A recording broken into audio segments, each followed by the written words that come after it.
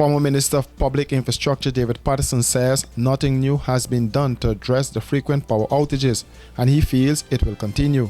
He was speaking with reporters on Friday at Sapphire. Well, I warned the country since 2020 that we are in for a period of blackouts. I warned them because they have brought back the same actors.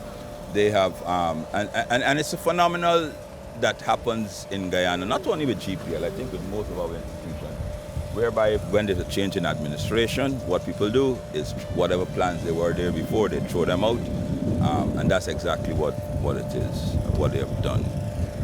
They have not addressed any of the issues that were there on the pipeline, which is the transmission and distribution line. It is an old, frail transmission line.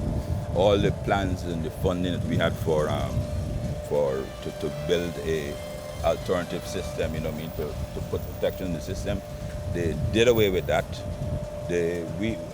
On the last administration, we expended a lot of money in training our local transmission distribution line engineers so that they can do the high maintenance of the high voltage line.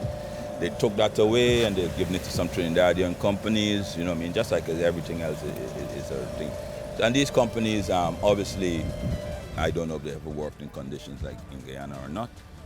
So therefore, there's no sort of maintenance to the system whatsoever at all. So we're in for a prolonged period of power outage because nothing new has been done and nothing new, and they're depending on this Wales project as their silver bullet, and that even if it is completed, it's not expected to be completed in another 3-4 years. So there's no alternative plan at the moment. I saw they were advertising for emergency generating sets. That's about 6 months ago, if you could recall. That is another Ponzi scheme, when they do that, they probably have somebody who has a generating set sitting around somewhere who they're going to hire one of their friends or family, and that will not help us. Generating sets, if you can recall Giftland, right? Giftland made quite a lot of comments, wrote in the papers and those things like that about us opening them to the grid. All the years we were saying to him it's a technical issue, but we acceded. The last board prior to this acceded. He's no longer supplying the grid. And that's because as soon as he connected up, he realized how fragile our bridge is. His engines were going down because of the feedback. So there's no alternatives in sight for them. He said the Wales Gas to Shore project, touted by the government, in his view, only addresses one part of the whole scenario. Wales Gas to Shore project, they're touting to be the end of our the salvation. That's not true.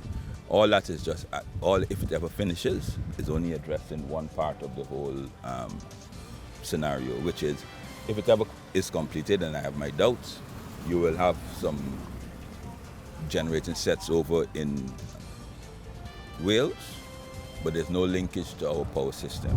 There has been no tender out, there's been no idea how you're going to get it over from Wales to where our load centers in Georgetown, Region 4, Region 5 and so forth, and there's no tenders. The last time they tried bringing electricity across from Region 3, they put a submarine cable, which that went down at least, goes on once a year and will continue going on once a year.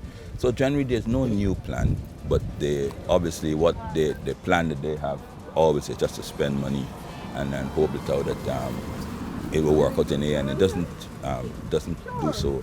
The Guyana Power and Light Company recently said they plan to invest $292 million in building a modern transmission and distribution system.